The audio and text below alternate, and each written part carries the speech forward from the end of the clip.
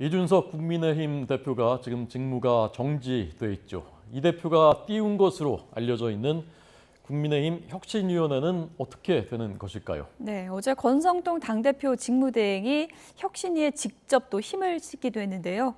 오늘은 국민의힘 혁신위원장 맡고 계시죠. 최재형 의원의 얘기 좀 들어보겠습니다. 어서 오세요. 네. 안녕하십니까? 네. 안녕하십니까? 어서 오십시오. 예.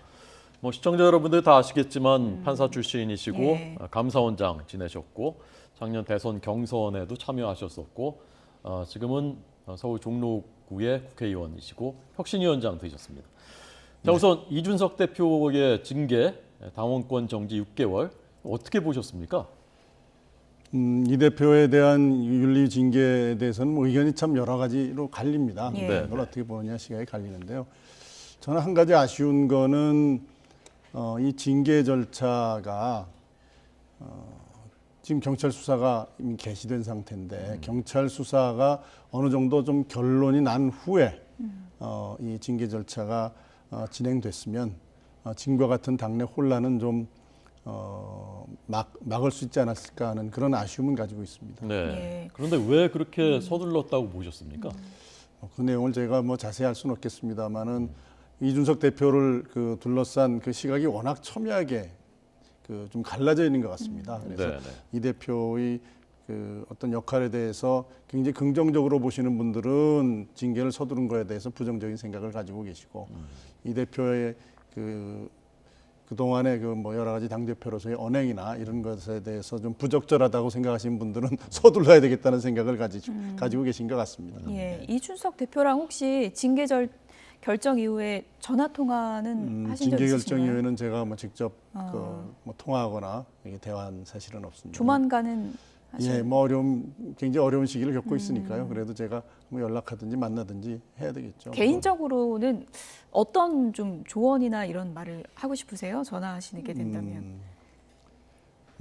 사실은 정치적인 경력으로는 저보다 훨씬 이제 오래 정치권에 있었고 또 탁월한 그런 정치적인 안목을 가지고 있는 분이라 제가 정치적인 것에 대해서 많은 조언을 할 수 있는 위치는 아니지만 그래도 인생을 오래 산 사람으로서 이 어려운 시기에 잘 이걸 극복하고 나면은 오히려 더 정치적으로나 또 본인의 어떤 개인적인 기억적으로나 더 성숙할 수 있는 그런 좋은 계기가 될 수 있다라는 말씀을 좀 해드리고 싶습니다. 네.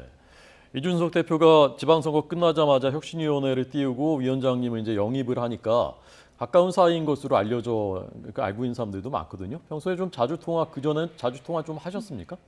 제가 이렇게 이 대표랑 뿐만 아니라 당내에 있는 분들하고 이렇게 자주 소통하는 기회를 가질 상황이 아니어서 네. 아주 공식적인 그러한 소통 외에는 개인적인 소통을 그렇게 자주 한 것은 없습니다. 예, 굵직한 경력을 많이 쌓아오셨지만 어쨌든 국회에서는 초선 의원이시고요. 그렇습니다. 이준석 대표 징계와 관련해서 초선 의원들이 한 발언이 마이크가 켜진 줄 모르고 한 발언입니다. 사실은 그 발언이 지금 굉장히 좀 논란과 화제를 낳고 있는데 먼저 어떤 발언인지 저희가 좀 듣고 오겠습니다. 그냥 직무대행으로 가는 거예요. 중국에 가는 거예요. 언제까지도 보고 있어요. 응? 6개월 그대로. 그래요. 수사 결과에서 성상납이 있었다 인정되면 어쩔 거야. 수사 결과 성상납이 인정된 게 나왔단 말이야. 이야기는 그러니까 그건 나중에 아닐 경우도 생각을 해야지. 아닐 경우도 생겼는데 지금까지 조사한 걸 흘러보면 이 가불성이 있어. 이 공소시 남아 있어요. 그건 중요한 게 아니라니까. 아니라고. 그걸 다 거짓말했잖아. 나 안 했다고. 그게 더 중요한 거지. 그다음에 또 있어요. 이거 비대리로 갈 수가 있어요. 좀 이따 최고위원들이 사퇴를 해버리면 또 비대리로 바뀌기도 하고. 네, 초선 의원들의 대화가 마이크가 켜진 줄 모르고 진행이 됐지만 그대로 또 이제 이게 노출이 됐거든요. 어떻게 들으셨습니까? 초선 의원들 사이에서 저런 얘기들이 많이 돌았나요? 저는 지금 제가 예. 어제 오후에 언론을 통해서 처음 접한 내용이고요. 예.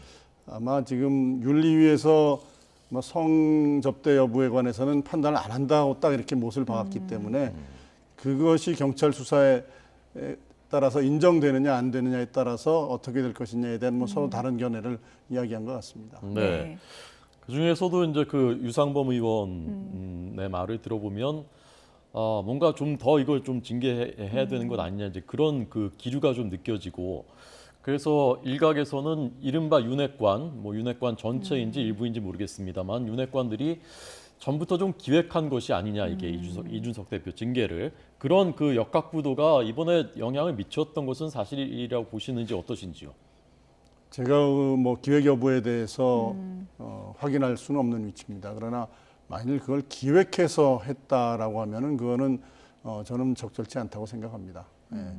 자연스럽게 그런 뭐 당 대표의 어떤 개인적인 신상 문제, 당에 그 영향을 줄 수 있는 신상 문제가 자연스럽게 대두되고 그에 대해서 징계 절차가 개시됐다면은 그건 뭐 어쩔 수 없겠죠. 그러나 그런 경우에도 아까 말씀드린 것처럼 이 굉장히 치열하게 다투고 있고 또 증거 관계를 제가 자세히 보지는 못했습니다만은 뭐 직접적인 증거가 나오지는 않은 상태라면 경찰 조사를 좀 기다렸다가 네. 이 절차를 진행하는 게 좋지 않았을까 하는 그런 아쉬움을 가지고 있습니다. 네.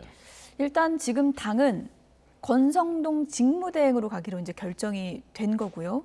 조기 전당대회 얘기는 당분간은 좀 수면 아래로 가는 건가? 아니면은 지금 또 당권 주자들이 조금씩 뭐 세결집에 나선 분위기도 보이고 있거든요. 당내 분위기가 지금 어떻게 교통 정리가 됐다고 보세요?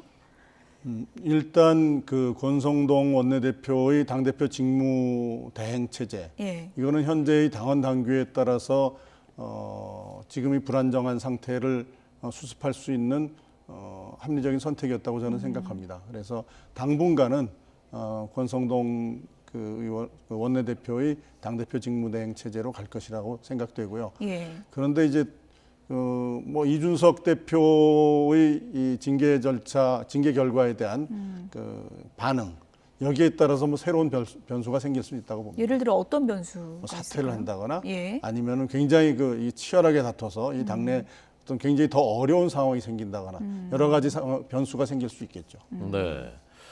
어쨌건 권성동 직무대행이 혁신위 흔들리지 말라라는 메시지를 줬다고 하는데 처음에 지방선거 끝나자마자 혁신위를 이 대표가 띄웠을 때 한쪽에서는 아 그렇지 지금 그 물 들어올 때 이럴 때 당 혁신하기 좋을 때지라는 반응이 있었지만 한쪽에서는 아 바로 이제 총선 공천에서 주도권 잡으려고 이 대표가 저러는구나라는 시각도 있었습니다. 혁신위가 도대체 뭘 혁신하는 것인지 앞으로 어떤 것에 중점을 두는 것인지 잘 모르겠거든요. 좀 설명 좀 해주십시오. 예. 혁신이 출범 배경은 뭐 여러 차례 말씀드렸습니다만은 저희가 선거에 이제 그 여러 차례 계속해서 선거에 이겼습니다. 그러나 그 내용을 다시 자세히 살펴보면 일단 정권 교체를 해야 되겠다. 전 정권에 대한 뭐 국민들의 어떤 실망 그리고 윤석열 정부가 출범한 이후에는 그래도 새 정부에 대한 기대 이런 것들이 기본적으로 큰 영향을 미쳐서 선거에 승리를 했었고요. 그렇다면은 국민들께서 우리 국민의힘을 있는 그대로 지지를 해줬다고 보기는 좀 어려운 면이 있습니다. 그러면 앞으로는 이제 집권 여당이기도 하고 예. 또 2년 아직 2년이 안 남았죠. 이제 내후년에는 총선으로 이제 그 국민의 심판을 받아야 되는데 과연 우리가 지금 있는 이 상황 그대로 국민들 앞에 심판을 받을 수 있겠느냐라는 그러한 그 어떤 당 내부에 있어서의 염려, 새로워져야 되겠다는 그러한 그 어떤 새로워져야 되겠다는 필요에 대한 의식 이런 예. 것들이 아마 그 혁신에 대한 필요로 이렇게 이어졌다고 보고요. 뭐 저는 개인적으로는 선거에 이겼지만 당을 혁신해서 국민들이 정말 원하시는 정당의 모습으로 계속 변해 나가는 것 반드시 필요하다고 생각해서 혁신위원장을 수락했던 겁니다. 그러니까 예. 어떤 걸 구체적으로 이제 우선순위를 1, 2, 3번 꼽으신다면 어떤 걸 혁신을 하셔야 된다고 보십니까? 이제 그게 이제 뭐 순위로 말씀드리긴 좀 어렵지만은 네, 네. 우리 당이 현재 그 당원의 뭐 교육 훈련이나 또는 그 인재 영입에 관한 시스템이 좀 이렇게 잘 짜여져 있지 않습니다. 예. 그런 것들도 필요하고 그다음에 이제 물론 당의 중요한 기능이 공천이죠. 공천에 관해서 과거 이제 우리가 지난 몇 번의 총선에서 공천의 실패로 총선에서 승리하지 못했다는 그러한 평가를 많이 받고 있습니다. 물론 공천에 관한 규정이 있지만은 그런 규정 중에 우리가 좀 더 보완해야 될 게 있는지 이런 것들도 한번 점검할 필요가 있다고 저는 보고 있습니다. 예. 혁신이 처음 만들어지고 위원장으로 되셨을 때 네. 왜 최재형인가 이런 분들이 이제 많은 의문을 가졌고 그리고 이제 이준석 대표와도 이제 얘기를 많이 하셨을 텐데 혁신위원장을 맡아달라고 하면서 이것만은 꼭 바꿔야 된다라고 했던 게 있을까요, 혹시? 이준석 대표가 저에게 이제 혁신위 활동과 관련해서 이걸 꼭 해달라 그런 부탁을 한 건 없었습니다. 다만 이제 본인이 평소 당 대표로서 1년여 동안 당을 운영하면서 또 선거를 치르면서 생각했던 이야기들을 뭐 나누긴 했습니다만은 예. 이걸 꼭 바꿔달라, 이건 꼭 해야 된다라는 그런 주문은 없었습니다. 예. 모든 것들을 이제 혁신위원장과 혁신위원들이 판단에 맡긴다는 그러한 기본적인 베이스였던 것으로 저는 받아들였습니다. 네. 그동안 이제 혁신위 관련해서 좀 구체성 있게 나온 게 같은 지역구에서 3선 이상은 못하도록 하자라는 그런 그 아이디어가 나왔다고 하는데 이거는 이렇게 추진되는 겁니까? 혁신위원들이 가지고 있는 여러 가지 아이디어를 저희들이 다 이제 쏟아놓고 이야기하는 과정에서 나왔던 의견이고요. 예. 네, 네. 현재 거기에 대해서 실질적인 논의가 진행된 것은 아닙니다. 여러 가지 아이디어 중에 하나고 예. 이미 많이 나왔던 그 문제이긴 하지만은 저희들이 네네. 검토는 할 예정입니다. 예. 예. 지금 당 지지율 상황을 잠시 좀 얘기를 해보면 대통령 지지율도 큰 폭 하락했고 당 지지율도 하락세잖아요. 가장 큰 원인은 어떤 거라고 보세요? 이제 지난 몇 차례 선거에서 국민들이 이제 믿고 한번 지지를 해주셨는데 선거가 끝난 이후에 이제 당 대표에 대한 징계를 둘러싼 예. 게 중요한 원인이 되겠지만 당권 싸움하는 것으로 비춰지는 것이 국민들의 지지율이 떨어진 가장 큰 원인이라고 생각합니다. 지금 굉장히 그 경제 상황이 안 좋고 민생이 어려운 상태인데 밥그릇 예. 싸움하는 것이냐 예. 이렇게 국민들이 보신 것 같습니다. 최재형 의원께서도 그럼 개인적으로는 조기 잠대 분위기로 가는 거는 좀 당의 미래에 좋지 않다 이렇게 보시는 건가요? 현재 상태에서는 예. 일단 당원권 정지 6개월이라는 그 의미가 6개월 이후에 당 대표의 복귀 가능성을 일단 전제하고 있는 것이기 때문에 네, 네. 현재 이 상태에서는 당원 당규상 원내대표의 당 대표 직무대행 체제가 현재로서는 당의 안정을 위한 합리적인 선택이라고 저는 생각합니다. 네.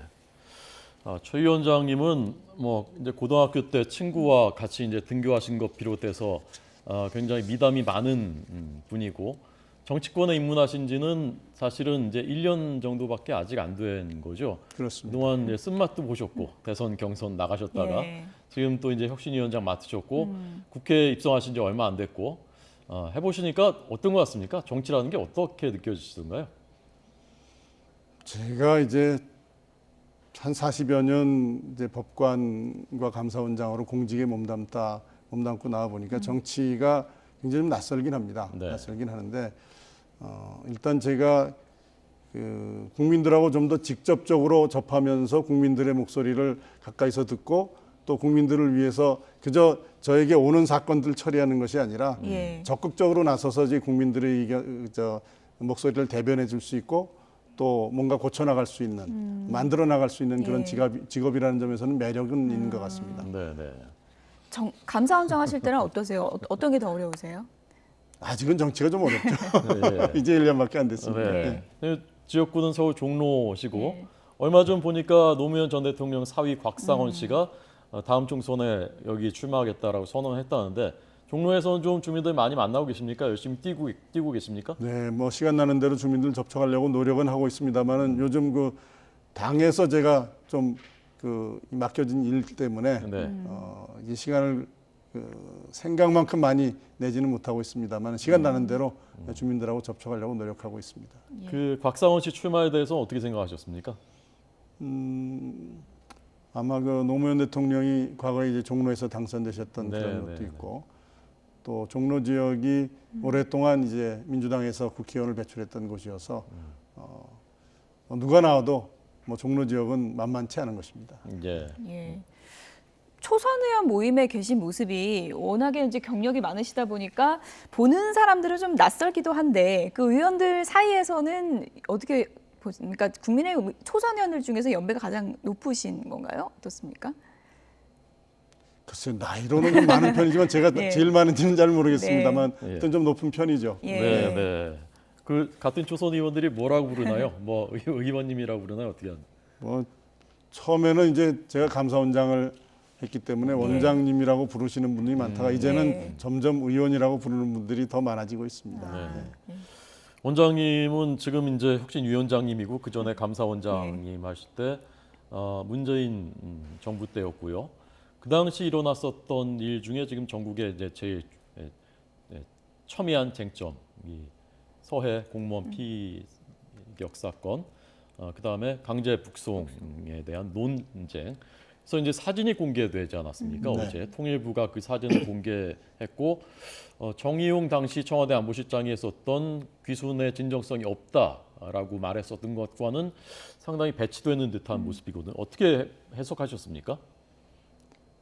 일단 그 동해 귀순한 어부들의 북송 사건은 대한민국 정부가 대한민국 국민에 대한 어떤 그 보호 의무를 포기하고 사지로 몰아넣은 그러한 국가로서의 책무를 포기한 아주 엄중한 사건이라고 생각합니다. 본인들이 일단 귀순 의사를 밝힌 것으로 지금 그 알려져 있고 네. 더군다나 범죄 행위를 저질렀는지 여부에 대해서 뭐 조사도 하지 않은 것 같습니다. 다만 북한의 일방적인 주장이 있었다는 것인데요.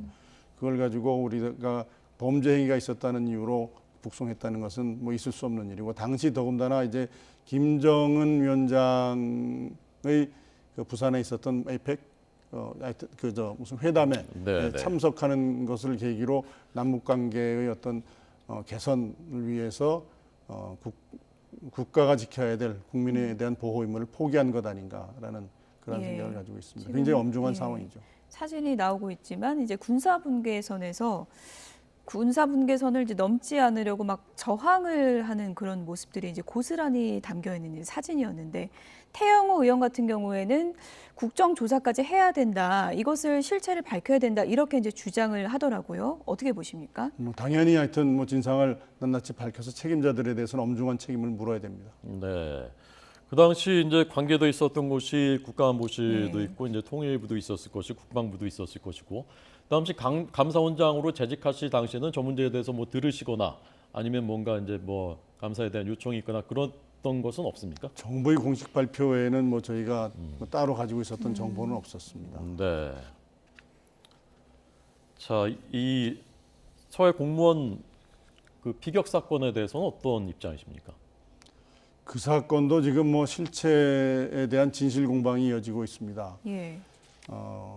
제일 중요한 거는 일단 뭐 그 월북을 했느냐 또는 뭐 그 표류를 했느냐 그런 문제에 대한 진상도 밝혀야 되겠지만 네. 예. 일단 우리 국민이 북한의 어떤 그 수중 안에 들어가 있을 때 그것을 확인한 이후에 피격되고 또 시신이 불태워질 때까지 3시간 그 시간 동안 아무런 조치를 취하지 않았다는 것은 그 역시 우리 그 국가의 국민에 대한 보호 의무 당연히 무엇보다도 국민의 생명을 지켜야 될 국가의 의무를 포기한 일이라고 생각되고 북한에 대한 그 너무 그 굴욕적인 그러한 태도를 보여왔던 정부의 자세와 그 연결해 볼 때 이것은 정치적인 목적에 의해서 국민의 생명을 포기한 그러한 엄중한 사건이라고 저는 보고 있습니다. 네, 네. 두 사건 모두 상당히 좀 예민하고 또 엄중한 그런 사안인데 그렇습니다. 이제 국민 입장에서는